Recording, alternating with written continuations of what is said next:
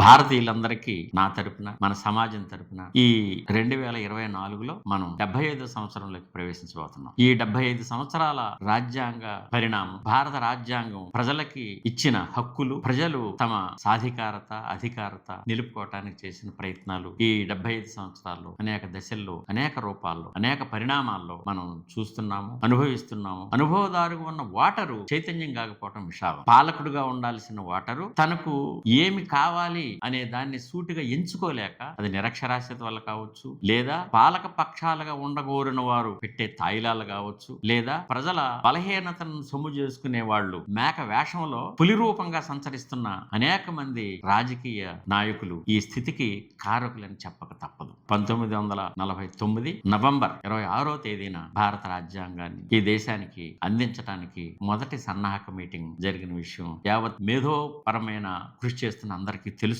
ప్రజాస్వామికవాదులకు, ముఖ్యంగా పాత్రికేయ రంగానికి బాగా తెలుసు. కానీ ఈ 75 సంవత్సరాల్లో రావలసిన స్థూలమైన, శాస్త్రీయమైన మార్పులు ఎందుకు సామాన్య ప్రజానీకానికి అందట్లేదు? మౌలిక వసతులు కల్పించటంలో మౌలిక మార్పులు సంభవించినప్పుడు దిగువ అట్టడుగు ప్రజానీకం ఎందుకు అందుకోలేకపోతుందనే దాంట్లో దేశంలో బహిరంగ చర్చ జరగట్లేదు. ఆ బహిరంగ చర్చకు జరగకపోవటానికి కారణం సామాన్య ప్రజలు తమ దైనందిన జీవితంలో ఈ విషయాల్ని చర్చించుకునే స్థాయి, ఆలోచన లేకపోవటం అని చెప్పక తప్పదు. అయితే అంత మాత్రాన మరీ దిగాలు పడిపోవలసిన అవసరం అయితే లేదని మాత్రం మనం చెప్పగలం. ఎందుకు అంటే దేశంలో ఎన్నికలు జరుగుతున్న ప్రతి సందర్భంలోనూ అనేక చోట్ల, అటు రాష్ట్రాల్లోనూ, ఇటు అసెంబ్లీ స్థాయి కావచ్చు, అటు పార్లమెంటరీ స్థాయి కావచ్చు, ఈ మార్పులు కొట్టొచ్చినట్టు కొన్నిసార్లు కనపడతా ఉంటాయి. అయితే ఈ దశకంలో, ఈ 2020-2030 దశకాల్లో, ఈ దశకంలో ఆధునిక రాజ్యాంగాన్ని ప్రజలకి మార్మికంగా అది అమలు జరగకూడదని చెప్పే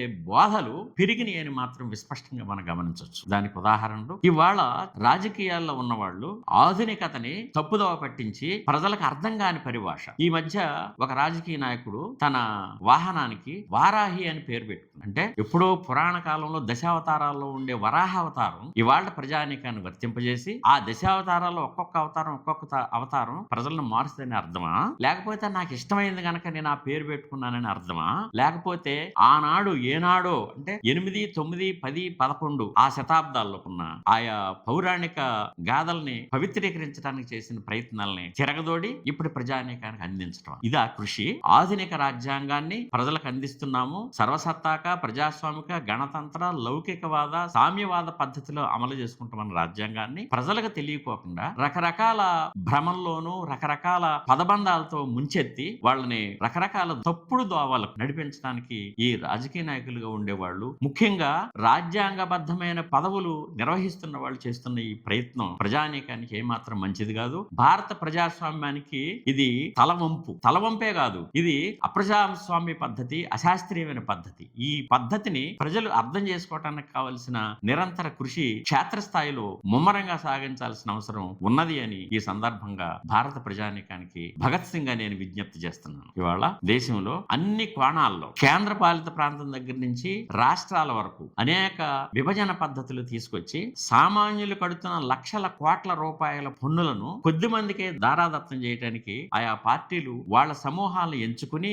ఆ ఎన్నిక చేసుకున్న వాళ్ళతోటి పార్లమెంట్లోను, అసెంబ్లీల్లోనూ చట్టాల రూపం తీసుకొచ్చి ఇది చట్టం అయిపోయింది కదా, ఇంకా మేమేం చేయలేమనే ఒక కన్యాశుల్కంలో అగ్నిహోత్రాలు అన్నట్టు తాంబూలాలు ఇచ్చేసాం, తన్నుకు చావండని, ఇక ఇది చట్టం చేసేసాము, మీరేం చేస్తారు, మీరేం చేయలేరు అని చెప్పించే ప్రయత్నం ఇవాళ జరుగుతాం. ఒక విస్తృతమైన ఆలోచనని ముందుకు తీసుకురావడానికి దేశంలో ఇంకొక ప్రయత్నం జరుగుతున్నట్టు మనం నిన్న మొన్నటి వార్తల్లో చూసాం. పార్లమెంటు ఎగువ సభ, దిగువ సభ, అంటే అటు రాజ్యసభ, పార్లమెంటు కలిపి ఒకే చోట కూర్చుని, ఎక్కడ పాత పార్లమెంట్ సెంట్రల్ హాల్లో అందరూ ఈ దేశంలో రావాల్సిన అనూహ్యమైన మార్పులు, ఆ మార్పులు ప్రజలు అందుకుంటానికి కావాల్సిన స్థితిగతులు కల్పించడానికి ఒక ప్రయత్నం చేస్తున్నామని చెప్పి దేశంలో నిన్న మొన్న ఛత్తీస్గఢ్ లో ఒక 10,000 మందితో ఒక ర్యాలీ నిర్వహిస్తున్నామని, ఆ ర్యాలీ దేశంలో ఉండే దగ్గర దగ్గర 10,000 మంది యువతని ఒక కేంద్రంగా, అంటే ఎన్ఎస్ఎస్ లాంటి సంస్థలు, ఎన్వైకే లాంటివి, స్కౌట్స్ అండ్ గైడ్స్, ఎన్ఎస్ఎస్ ఇలాంటి యువకులు కేంద్రంగా ఉన్న ఈ సంస్థలను ఒక చోటకు చేర్చి ఒక ర్యాలీ నిర్వహిస్తున్నాము. ఇది ప్రజల్ని చైతన్యం చేయడానికి, పాదయాత్రలు నిర్వహించడానికి, చైతన్య యాత్రల రూపంలో ప్రతి గడపకి రాజ్యాంగాన్ని చేర్చడానికి ఇది ఒక ప్రయత్నం అని చెప్పి మన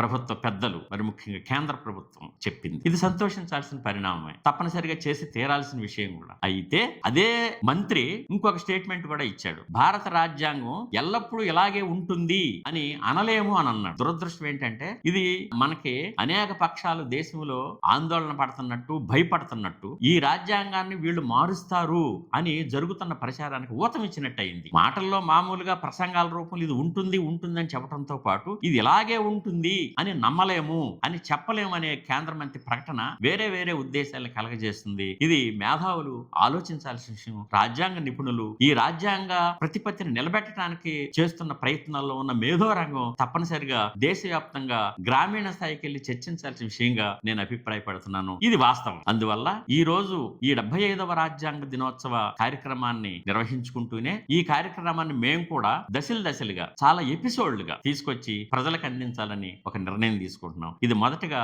నా విన్నపము. మొదటి దశలో ఈ విషయాల్ని ప్రశ్నల రూపంలో మీకు అందించాను. ఈ ప్రశ్నలు మరింత ముందుకు తీసుకెళ్లి మళ్ళీ నెక్స్ట్ ఎపిసోడ్ లో కీలకమైన రాజ్యాంగ మార్పులు ఏ సందర్భంలో తీసుకొచ్చారు, మన 12 షెడ్యూళ్లు ఇప్పుడు ఇలా ఎందుకు ఇలా అయినాయి, 8 షెడ్యూల్ నుంచి 12 షెడ్యూళ్లు ఎలా వచ్చినాయి, హక్కులకు సంబంధించి, విధులకు సంబంధించి, అంటే నిజానికి భారతీయ పౌరుడు విధులు నిర్వర్తించినప్పుడే హక్కులు సంప్రాప్తిస్తాయి అనేది మౌలికంగా మనకి రాజ్యాంగ పీఠికలో రాజ్యాంగ నిర్మాతలు డాక్టర్ బాబాసాహెబ్ అంబేద్కర్ చెప్పడం జరిగింది. కానీ ఇవాళ పౌరులకి హక్కులు మాత్రమే అనే నానుడి ధోరణి నడుస్తా ఉంది. దీన్ని మార్చాల్సిన పూచి బాధ్యత, నైతిక కర్తవ్యం మేధావుల మీద, దేశ ప్రజాస్వామ్య మనుగడ మరింత బలోపేతం అవ్వాలని కోరుకుంటా అన్ని వర్గాల మీద ఉన్నది. అందువల్ల భారతదేశంలో రాజ్యాంగ సవరణలు ఆనాటి నుంచి ఈనాటి వరకు దగ్గర 104గా మనం చూస్తాం. షెడ్యూళ్లు పెరిగినాయి. ఎందుకు పెరిగినాయి, ఏం మార్పులు తీసుకొచ్చారు, ఏ సవరణ ద్వారా ఏమి మార్పు తీసుకోదలిస్తే